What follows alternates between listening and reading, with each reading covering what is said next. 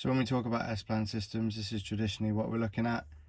So boiler, pump, 2 zone valves, which completes the S-plan. So they're two port valves. A lot of people think it's a lot worse than a Y-plan to get your head around, but actually it's a lot easier when we go into the wiring. But this diagram is just purely to show you like pipe work. So the only thing we're missing is a bypass, which would go in between the pump and the valves, which would go into your return. So the new boilers have pump overrun. So when both valves shut down because they've achieved temperature or safety shut off, the boiler's got somewhere to pump the hot water to distribute the heat for 3 minutes. But that's it really. I'll go through a little bit more in depth with the wiring to try and help people understand. So I can completely understand why people get a little bit taken back with these. The S-plan wiring diagram looks a little bit in depth. I was exactly the same when I first started looking at it. I didn't know where to start, where it went, you know, all the cables everywhere, and it gets a bit over the top. So I've done a few drawings to try and make this a little bit simpler for everybody, and I hope it helps. So I drew this as the S-plan wiring sequence with all the cables. So you've got your lives, your neutrals, your earths, your switch lives, and even that looks a little bit more complicated. But the first thing with anything when you start fault finding on stuff is learning the sequence of how things operate. So I've tried to do it in order. So you've got your programmer is your number one really, then it goes to your room stat or cylinder stat, then your zone valve, then your boiler. So that's the sequence of operation.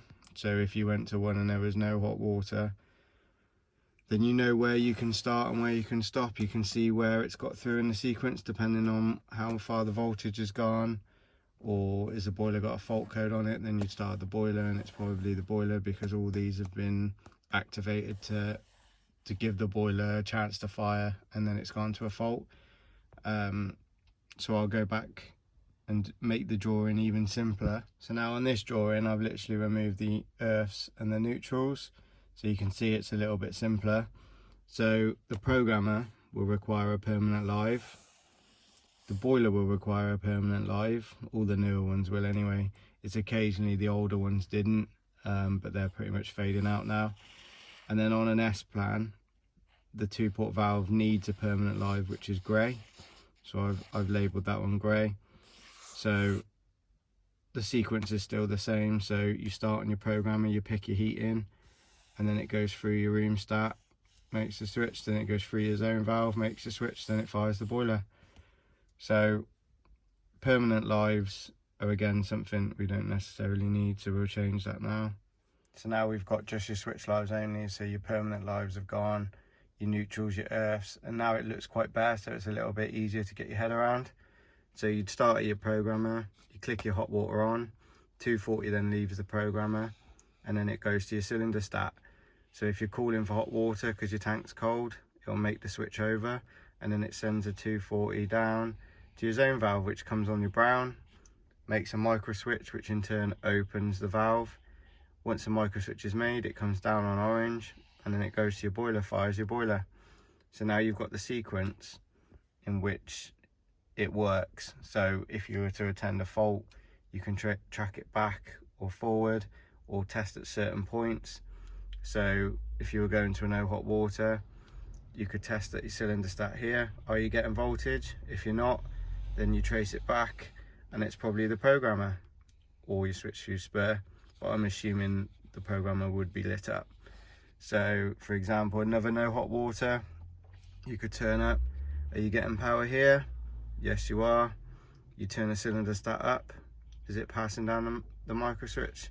No, it's not, so it'd be the cylinder stat. The last thing I normally do would be to go to the boiler and check LR, because then if you're not getting power to the boiler, you then have to work back 3.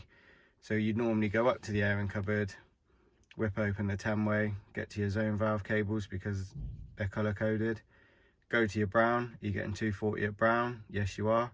So we've proved that your cylinder stat and your programmer are okay. But if it's not making a micro switch, then you're not getting power to your boiler, so it'd be the zone valve. So it's important to know the sequence of things for fault finding. and then you can go backwards or forwards. So that was a switch live only wiring diagram for an S-Plan hot water. This one's for heating, but you can see it's exactly the same. So people get a little bit confused with S-Plan systems, but actually it's easier because it doesn't matter whether it's the hot water zone valve or the heating zone valve. It's exactly the same. The only component that changes is the room stat or the cylinder stat essentially. So you got your programmer, you put your heating on, it goes to your room stat. Do you want to turn the temperature up? Hear the click, goes down to your zone valve, which comes on brown, and then brown gives the power to open the valve and make the micro switch, and it sends power down to the boiler. So again, if you were to attend to no heating, you could go, if you were stood in the hallway anyway, you could whip the front off the room stat. Are you getting 240 here? No, you're not. It'll be the programmer or the switch fuse spur. You are getting power here now, but you turn it up and then you test here, you're getting no power going out. So basically the 240 journey has stopped here. So in this instance would be the room stat. If you had a no heating and you turned up, you were getting 240 on brown, but not back on orange. It'd be the zone valve, because you're getting 240 here, you've proved that your room stat and your programmer and your switch fuse spur are all okay. So to learn the sequences, I've literally just done this really simple drawing with just the switch lives in, because the lives and the neutrals and the earths, you know, that's something you can come to. They'll be there, but it makes it a little bit more difficult to learn really, because you can get carried away by looking at other cables that you don't need to. So essentially you're just looking at the switch lives, and that's the journey that it makes for your heating or hot water on your S-Plan system. So I hope this helped.